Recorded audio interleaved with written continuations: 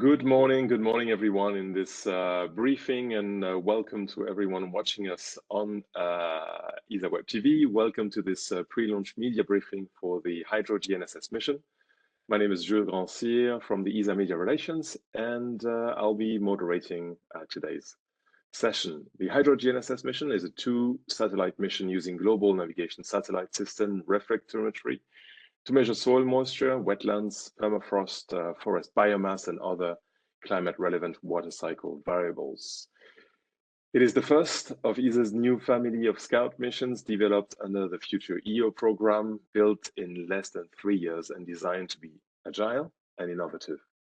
The twin satellites you will see, they were built in the UK by a consortium led by Surrey Satellite Technologies Limited, SSTL, and will be launched aboard a Falcon 9 from Vandenberg Space Force Base. The purpose of today's briefing is to provide an overview of the mission, the science, the hardware before the upcoming launch. And you'll have the opportunity to ask questions to the team. We will take questions after the formal presentations. Please use raise hand to request the floor. I'll then unmute you, and then you'll see a window open. By clicking on it, you'll be able to speak. You're also welcome, as always, to ask your questions in the chat. We'll begin with a short round of presentations from our key speakers. Speakers on the panel are Simonetta Kelly, ESA Director of Earth Observation Program, Andrew Cawthorne, the Managing Director at SSTL, Jean-Pascal Lejeau, ESA Scout Project Manager, Martin Unwin, Industrial Principal Investigator for HydroGNSS at SSTL. Also joining us in the call, in case you have questions for them, Massimiliano Pastena, ESA Scout System Manager, Peter Gardner, SSTL HydroGNSS Project Manager, Dirk Bernertz, ESA Earth Explorer Missions Program Manager, and Maria Paola Gravizia is a scientist for HydroGNSS. So without further ado, Simonetta Kelly, you have the floor.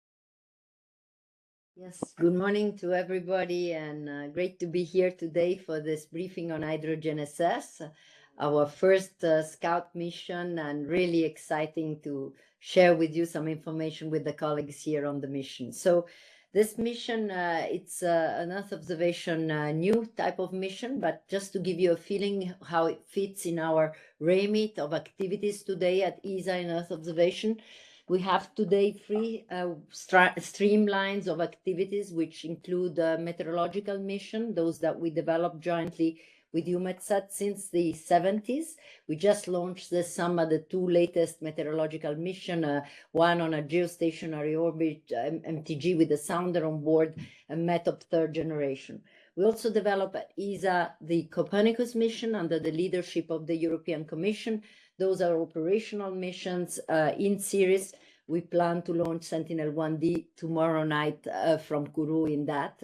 And very important, I would say, to support all the challenges we have today in terms of climate, but also sustainability and environment. Last but not least, we have the Earth Explorer missions. Those are part of the program called FutureEO.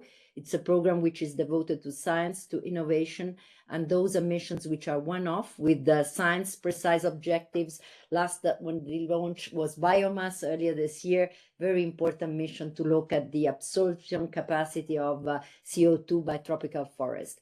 In that context today, we have in Europe collectively basically the largest infrastructure in terms of satellites, but also in terms of data volume to support the challenges which we have today in terms of climate change, sustainability, environment, and biodiversity. And in that context of really this vast program that we do have, those Scout missions were conceived a few years ago. And if we go to the next slide, we see they were conceived in the context of the FutureEO program of ESA, which is really the bread and butter of what we do every day in terms of Earth observation, in terms of science, in terms of innovation, and in terms of having a model of new mission which are agile, which are fast, which demonstrate innovative technologies, but at the same time have a real remit in terms of their science value. So in the context of this program, which is an envelope program, we decided to work beyond the Explorer missions that take normally quite a number of years to develop, on this new context of Scout missions, which are somehow still meeting very strong science objectives. So they're very strongly, I would say, supported by the science community in terms of exploitation and in terms of conception, but in a faster way, in a more agile way. In fact, those Scout missions that we're talking today about, the first one to be launched, HydroGNSS, are developed in a context of 3 years. If we go to the next slide, we see the characteristic of those Scout missions. They are complementing, as I said, the traditional explorers, those big missions which work on okay, that's the right one. Yes, those big missions that work on science objectives. They add value in terms of scientific complementary information. They do demonstrate miniaturization of proven space technologies.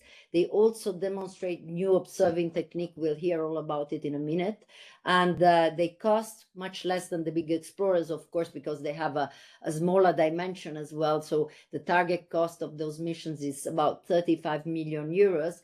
And they must be implemented in 3 years from the kickoff to launch. Today, we have HydroGNSS. We have 2 satellites to be launched in the coming days before the end of November. But we also have 2 more Scout systems which are being developed with industry.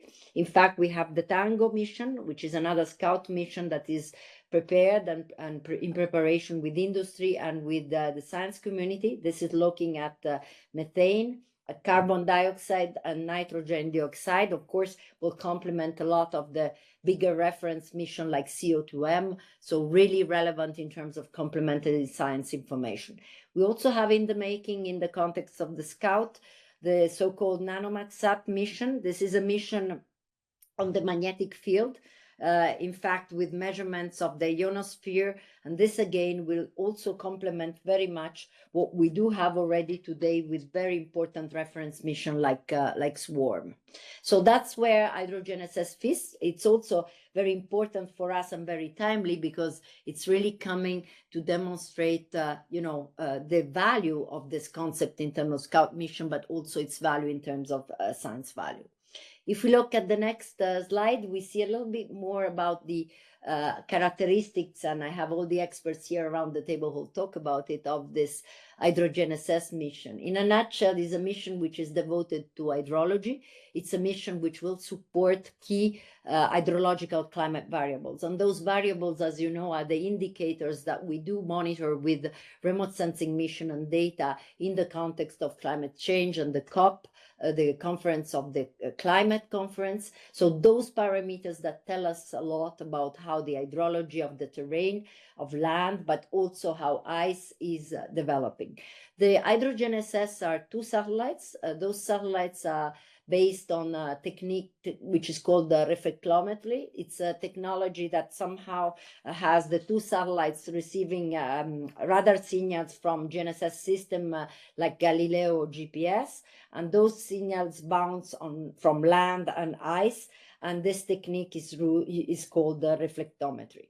This will allow us to have a revisit periodicity of every 15 days of the global coverage, will allow us also to map at 1 kilometer resolution vital data, as I said, on key hydrological climate variables. And just to tell you, I mean, those data will also complement some key reference data sets from SMOS, which is an explorer mission on soil moisture and also salinity, or biomass, which is the mission I mentioned on CO2 absorption. So very important new data coming with systematic acquisitions through clouds, rain, and day and night. And if we go to the next slide, and you'll hear about reflectometry much more here from the colleagues, but just to give a little bit of an overview of the type of variables which are relevant, which will be able to be further developed in terms of complementary data and in terms of complementary information. Permafrost, as you know, is one of the 5 climate variables related to the Arctic, is a very important climate variable, and it helps to predict climate change evolution, and also to mitigate and assess the risk.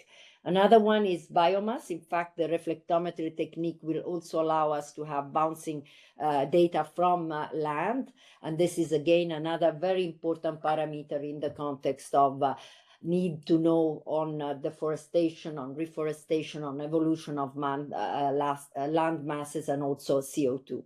And of course, last but not least, you have these elements of monitoring wetlands and of course of soil moisture. And soil moisture, as I said, will be information that will come also through HydroGNSS being an hydrology mission. And it's really very, very important today, as you all know, to support sustainability, water management, and everything that's related to hydrology is key and top priority in the context of the wider work that we need to do with science, but also with decision makers. So with that, the last slide, just to tell you that this is a very strong collaborative effort under SSTL as prime contractor. I'm very happy to be here with the SSTL colleagues. They have developed the mission under ESA leadership. And by the way, the project manager is also here with us today.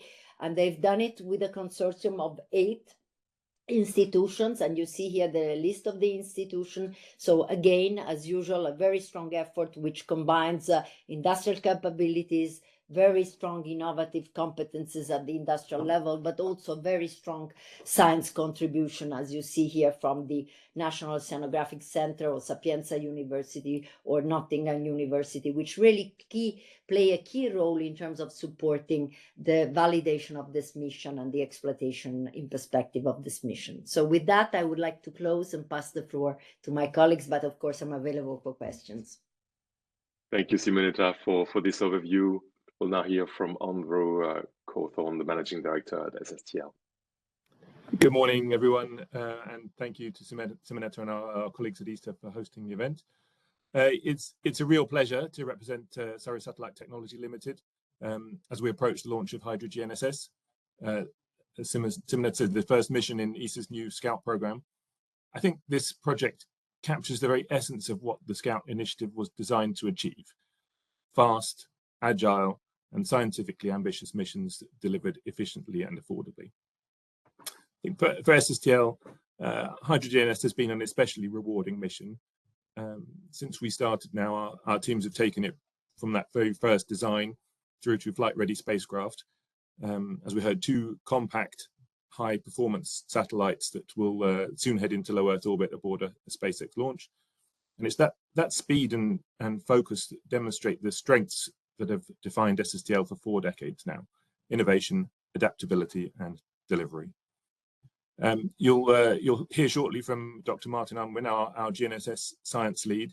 The mission's technology offers a fascinating new way to monitor the Earth's environment and improve our understanding of climate-related processes. From my side, what I'd like to emphasize is the bigger picture: the collaboration, the agility, and the message it sends about what Europe can achieve together. HydroGNSS is a product of partnership, as you heard, led by ESA, designed and built by SSTL in the UK, and supported by an exceptional international science team from across Europe. And it's a mission that showcases the best of European cooperation: diverse expertise, shared purpose, and rapid delivery. This launch also carries special meaning for us. SSTL celebrates its 40th anniversary this year, and of course ESA its 50th, 2 milestones that remind us how far we've come together. Over those decades, SSTL has launched more than 70 missions, with HydroGNSS becoming our 75th and 76th spacecraft, and each one builds on the same principle that started it all in Guildford back in 1985, making space more accessible and more responsive to society's needs. Looking ahead, HydroGNSS is part of a wider story, one where Earth observation remains a cornerstone of growth, security, and environmental stewardship. As demand for timely, high-quality climate data grows, we see huge opportunity for Europe and the UK to lead through missions like this, combining scientific ambition with commercial agility. We're proud to have played our part, and we look forward to sharing the next chapter as HydroGNSS heads to orbit and begins its mission for Earth. Thank you. Thank you very much, Andrew. And we'll go now to Jean-Pascal Lejeau, ESA Scout Project Manager. Good morning, everyone. Thank you. Just a few words. I mean, you heard a lot already about HydroGNSS and Scout missions. I would just like to give again a few key features for the Scout missions in general. So I mean, Scout missions are science-driven. We need to get innovative and relevant science as a service, and by means of using a new space paradigm. And there are two key aspects. One is to be quick. We're talking about 3 years for implementation from kickoff to launch, and affordable, with a small budget of 30 million euros, economic condition 2019. Now, so this is the Scout framework. HydroGNSS is the first Scout mission, and the objective, as you probably heard already a couple of times, is to improve our understanding of the Earth's water cycle, which is critical to support life on our planet. It's made of a constellation of 2 satellites using GNSS reflectometry as a sensing technique, and it will bring innovations, including new signals which were never acquired before, from which we will get new science. And refer here to dual polarization, dual frequency, coherent channels, which are new signals never acquired before.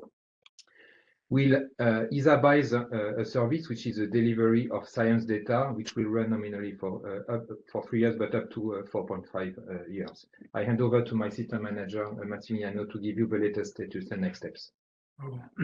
Thank you, Jean-Pascal. Good morning, everyone. So the actual status is that both satellites are go for launch, integrated on the Falcon 9 launcher. And next step will be to launch the 2 satellites on the Transporter 15 mission soon in November. Just a few highlights about what will happen afterwards. We will be separated around 1 hour and something after the takeoff of the launcher. And after that, we will have almost 6 months of checkout activities between the platform and the instrument. And we will be ready to deliver the science around May 2026. That's it, me. Okay, so to conclude, for me, it's been, and for the team, it's been a fantastic journey since the inception of this mission, and I praise the excellent cooperation with SSTL, which I want to thank, as well as the science partners for all their unwavering efforts to make this project a reality. I would also like to take this opportunity to thank the ESA's member states for their trust in this new Scout framework, and the United Kingdom in particular for its very significant financial support to HydroGNSS. And I also would like to thank my ESA team for their constant flexibility, which ensure that science will be delivered, and we will meet scientists' need. Thank you very much. Thank you, Jean-Pascal. We'll go now to the industrial principal investigator for HydroGNSS at SSTL, Martin Unwin. Well, good morning, everyone, and thanks so much, Lisa, for hosting us on this event. So HydroGNSS is going to be 2 small satellites that launched into a near-polar low Earth orbit with an altitude at about 510 kilometers above the Earth. And they're going to be picking up sat-nav signals that are reflected off the surface of the Earth. These are the same signals from GPS and Galileo that we use in our mobile phones for navigation. So if you imagine you're in an aeroplane looking down at the sun's reflection off the ocean, you see a large glistening ellipse due to the waves on the water. Well, these sat-nav reflections are like that. They contain the geophysical imprint from the Earth's surface, and from which we're deriving the hydrological variables. It's a kind of radar sensing, but we're using signals that are already being transmitted continually from dozens of high-altitude satellites. So we don't need to have transmitters on our satellites, only in effect a modified GNSS receiver. That means we don't need enormous antennas, and we can get radar satellite performance from small spacecraft such as these.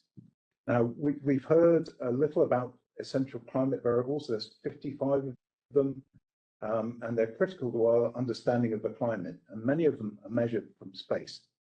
The climate variables that HydroGNSS are targeting over the land include soil moisture, freeze-thaw over permafrost, inundation and wetlands, and forest biomass. And the measurements cover the globe every 15 days. Better knowledge of these parameters will contribute to weather and climate modeling and help in flood and drought preparedness, agriculture, and carbon stock assessment. HydroGNSS has secondary targets over the ocean, which are to measure the wind speed and the sea ice extent. SSTL is working closely with our science partners in Italy, Spain, Finland, Austria, and the UK to interpret, process, and validate our measurements.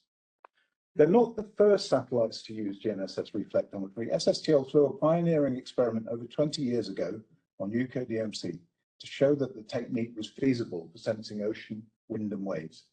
We then went on, with support from the UK Space Agency and European Space Agency, to develop reflectometry instruments for use on the TechDemoSat-1 mission and the NASA Cygnus mission. But HydroGNSS is the first mission to be aimed specifically at land climate variables, and it introduces some innovations such as dual frequency, dual polarization, and coherent channel measurements that have not been exploited before. And there's a lot of excitement in the community as to what new applications may emerge using these novel measurements. Although these are relatively small satellites, and we've been working under limited time and budget, this technique holds a lot of promise for long-term sustainable monitoring of climate and weather. And a larger constellation of such satellites in the future could be envisaged that can offer measurements for users around the globe, not every 15 days, but every day. It's been a privilege to work on this mission, and it's been great teamwork between ESA, ourselves, and our science partners. And we're very much looking forward to receiving the first data after the launch. Thank you very much, Martin. And with this, we end the session of the presentation from the panelists, and the floor is open for your questions. So again, feel free to raise your virtual hand so that we can give you the floor. You also free to ask your questions in the chat. And we have a first question from Jonathan Amos. And Jonathan, you should see a window now. You should be able to speak.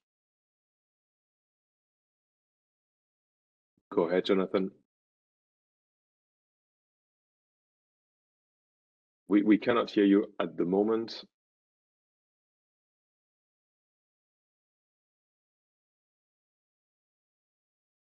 Jonathan, you might be muted on your side, for example.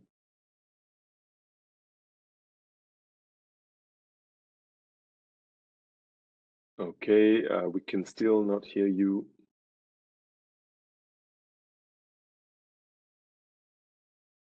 I see you unmuted on our side. Let's try this again. You can, okay, I'll lower your hand. You can raise your hand again. We'll repeat the operation. Oh, Jonathan, you might be joining from your phone as well. That would explain. Otherwise, feel free to write your questions in the chat.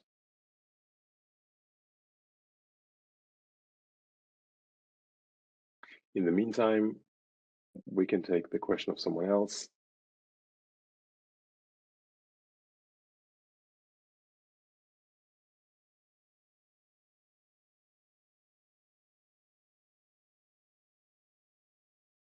Is there any other question from our experts today?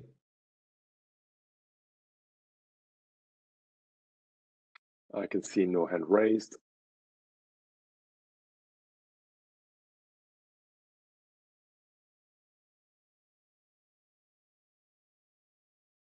I hope everybody can see the chat.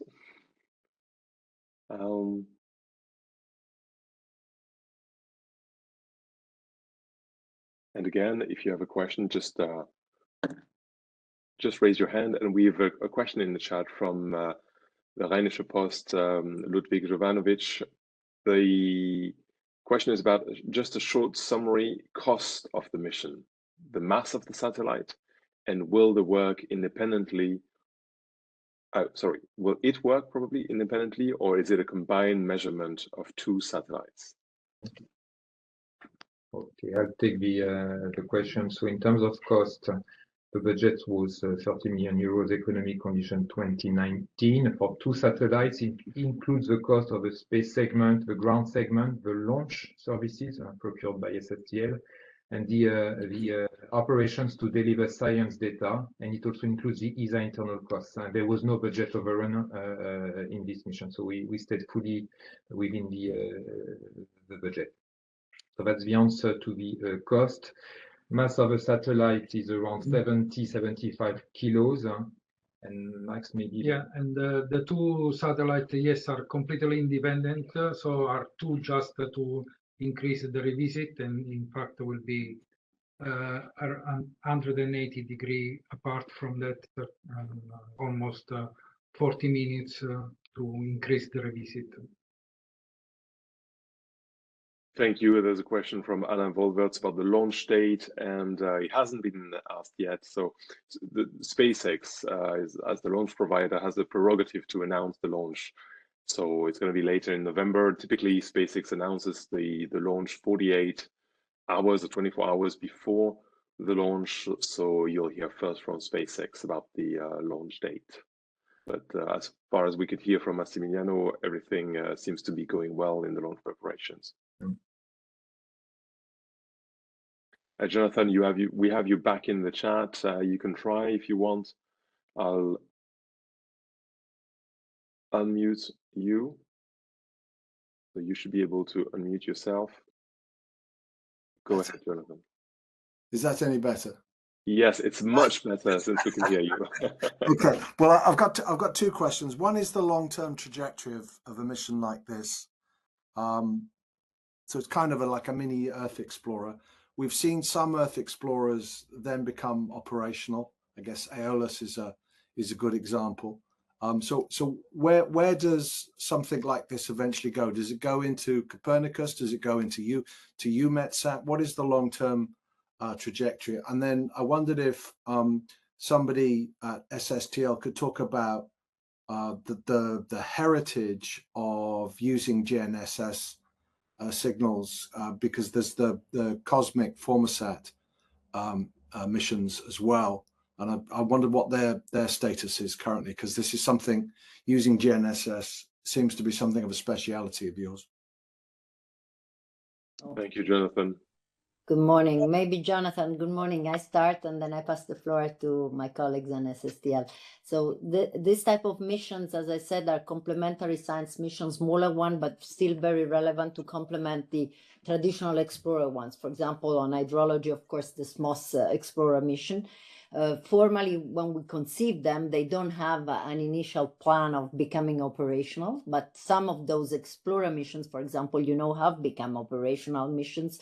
Aeolus 2, for example, typically, but also Cryosat that has become Crystal. So there is a potential. It's not planned today, just to be very open, but it's planned that they will certainly complement the existing missions a la SMOS or biomass. And what is also planned is that we will have more missions in the domain of hydrology to really have a full remit of information that we need. For example, we are submitting to the Ministerial Council in the context of FutureEO a mission called NGGM, which is on gravity, ocean circulation, but also extremely relevant on hydrology and water management. So we do have other missions which complement HydroGNSS in terms of providing relevant science information on hydrology, either up already and running, also in the making. That's what I could say, but maybe Jean-Pascal or SSTL, you want to comment on the second question as well. I think from our side, with Jean-Pascal, who is here in the same room, indeed, we fully confirm what Simonetta said. No specific plans now, but on the other hand, we also have to realize, and I think SSTL can elaborate on that it's not the first GNSS reflectometry mission that is flying. It is an evolution. It was explained already. There are new techniques, new technologies, new observation methods added. But we have to see all this set of missions in let's say in a full community of missions that address this very complex system that our Earth is. Programmatically, no specific plans for HydroGNSS as a continuation, but the future will see where we bring us. Maybe SSTL, maybe you can take the rest of the question or complement what I just said. Thanks. So maybe I'll just say a couple of words. I mean, Jonathan, you're quite right. We do have a very deep expertise in the use of GNSS signals and have been on this kind of journey for a number of years now. Maybe I will hand to Martin, who has been our champion of GNSS for a very long time, and will be able to give you an update on some of those other activities. Yeah, certainly. So we're talking about two closely connected techniques for using GNSS for remote sensing. One is reflectometry, and that's what HydroGNSS is doing. And on the FutureEO 7 Cosmic 2, that's radio occultation, which is measuring the bending angle as the signals bend through the atmosphere. So they are closely related. The technology we've pioneered here at SSTL is the GNSS reflectometry, although you're correct that we built the platforms for MOSAT 7 that carried the radio occultation instruments that came from the US. So on the reflectometry, yes, we do have a long heritage. I mentioned before that the first demonstration was on UK DMC, which was launched in 2003. And that, before that was flown, there were people who didn't think that this technique would work, that the signals would be too weak. So we were able to demonstrate that it was feasible to pick up the signals after they'd reflected off the ocean. And then we followed that with instruments that flew on the UK Tech Demo Sat-1 mission. And then we provided the instruments that flew on the NASA Cygnus constellation. That was 8 satellites that were launched in 2016 for measuring, in particular, hurricanes over the ocean using reflections of GNSS signals. So it's been a progression from there. We're still uncovering new aspects. There's land, sea, and ice that GNSS reflectometry can measure. It has limitations because we're limited by the bandwidth and the power, but the signals are there and it can be done at a low cost. So we're still uncovering new applications over land, but HydroGNSS will also be operating over the ocean and over ice. So we're expecting to find new discoveries, new techniques that can be developed from the measurements that HydroGNSS is producing. But first and foremost, it's producing a service for these hydrological variables that we've talked about. That's the main purpose. But it will have uncover new applications as well. We believe and hope that it will. Thank you, Martin. Do we have any other question in the chat or among the journalists following us today? Don't hesitate to raise your hand or ask your question in the chat.